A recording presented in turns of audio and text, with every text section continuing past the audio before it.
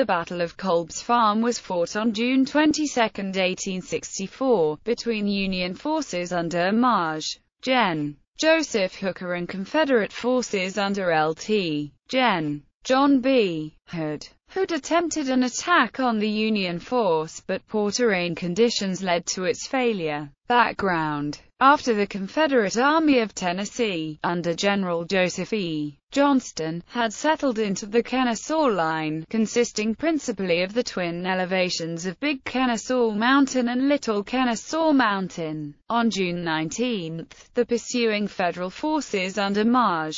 Gen. William Tecumseh Sherman began to probe this new line in search of weak spots. After judging the Kennesaw Line to be too strong to take by regular assault, even though he would attempt to do just that 5 days later, Sherman decided to fix Johnston's line in place with his left wing. The Army of the Tennessee, under Maj. Gen. James B. McPherson, while maneuvering his center and left wing. The Army of the Cumberland, under Maj. Gen. George H. Thomas, into position to turn Johnston's left flank somewhere south of the Powder Springs Road. In obedience to Sherman's orders, Thomas moved the 20th Corps, under Maj. Gen. Joseph Hooker, into the area. Hooker would be supported in this operation by the Single Corps Army of the Ohio, under Maj. Gen. John M. Schofield, who would guard Hooker's far right. Johnston correctly anticipated Sherman's movements, and decided to counter them by moving one of his 3 corps, under Lt. Gen. John Bell Hood, from its reserve position near Marietta south and west along Powder Springs Road to the vicinity of Mount Zion Church. This would both extend his left and counter Sherman's turning movement. Hood was ordered to pull out of line on June 20 and began the movement on the morning of June 21. His corps passed through Marietta and was in place by June 22. Battle. During the early afternoon of June 22, Maj. Gen. Carter L. Stevenson, commanding one of Hood's divisions, advanced his division from its campsite near Mount Zion Church towards Kolb's Farm, which lay on the south side of the Powder Springs Road. Stevenson reported heavy skirmish fire from what turned out to be 2 Federal regiments, the 14th Kentucky Infantry and 123rd New York Infantry. Shortly afterward, Hood ordered his entire corps, the divisions of Stevenson, Maj. Gen. Alexander P. Stewart, and Maj. Gen. Thomas C. Hindman, to advance west along the Powder Springs Road, driving the Federals before them. Apparently Hood believed one of 2 things. 1. He had passed beyond the Federals' far right flank and was in an excellent position to roll them up by attacking west and then north, or 2. That the Federal troops in the area were deployed in marching columns and were thus vulnerable to attack. Confederate cavalry forces in the area reported the presence of considerable Federal infantry in the area, not just the 2 outpost regiments encountered by Stevenson, but this information did not reach Hood in time, nor, given Hood's penchant for aggressive action, is it likely that this information would have changed his mind even if he had received it in a more timely fashion. Hood's corps was deployed with Stevenson's division astride the Powder Springs Road and Hindman's north of it. Stewart's division remained behind Stevenson's to provide support if needed. Hood's entire corps, including artillery, numbered around 14,000 men. On the Federal side, Hooker had received prior warning of Hood's advance, and had begun to entrench his corps in order to receive it. Like Hood, Hooker's 20th Corps consisted of 3 divisions, under Maj.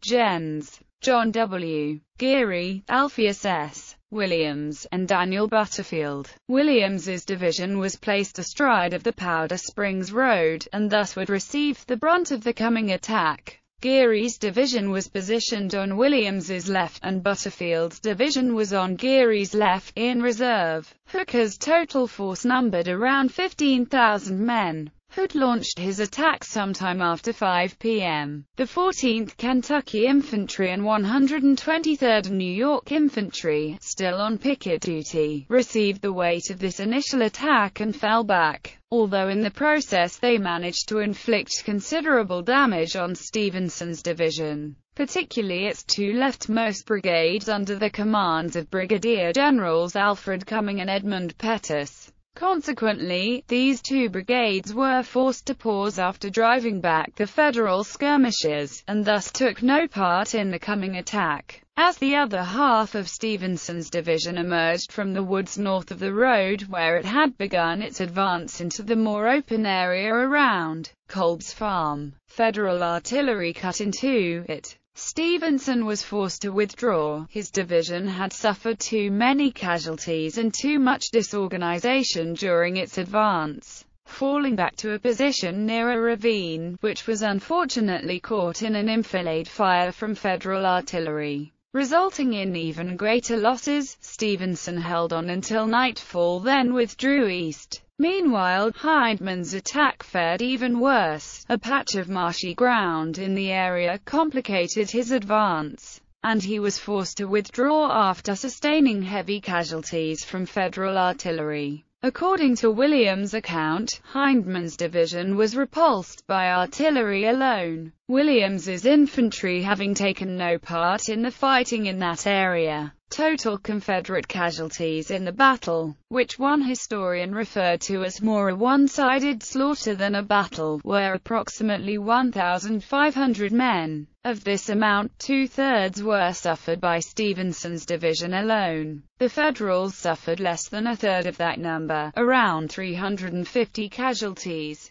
with many of them coming in the 123rd New York and the 14th Kentucky. Aftermath. The battle demonstrated Hood's main deficiency as a battlefield commander, his willingness to attack without adequate reconnaissance. He would go on to make the same error, this time as an army commander. At three future engagements in the Atlanta campaign, the Battle of Peachtree Creek, the Battle of Atlanta, and the Battle of Ezra Church, with exceedingly costly results. On the Federal side, the victory was marred by growing friction between Sherman and Hooker. Shortly after the last Confederate attack had ended, Sherman sent a message to Hooker asking for a status report. Hooker replied. Sherman took offense to this reply, as did Schofield, for its implication that Schofield's corps had not been performing its duty as Hooker's right flank guard. The next day, June 23, Sherman, Hooker and another officer, either Schofield or one of his subordinates, Brig. Gen. Milo S. Haskell, had a meeting at a local church to discuss the merit of Hooker's claims. According to most sources, the meeting ended badly, with Sherman supposedly warning Hooker as he rode away that such things must not occur again. This led to a steady decline in Hooker's standing with Sherman, which culminated the following month in Sherman's decision to promote Maj. Gen. Oliver O. Howard, a junior officer whom Hooker disliked, into a senior position in command of Hooker. Hooker promptly tendered his resignation, which Sherman accepted. Despite the victory, Sherman's intended turning movement had been checkmated, which forced him to consider other options for breaking Johnston's Kennesaw line, in the end leading him to order the large-scale assault on June 27. As at least one historian has pointed out, this checkmate had been achieved simply by moving Hood's corps into the general area of Kolb's farm. No attack had been necessary. Nevertheless, an attack had been made, resulting in nothing more than unnecessary casualties for both sides.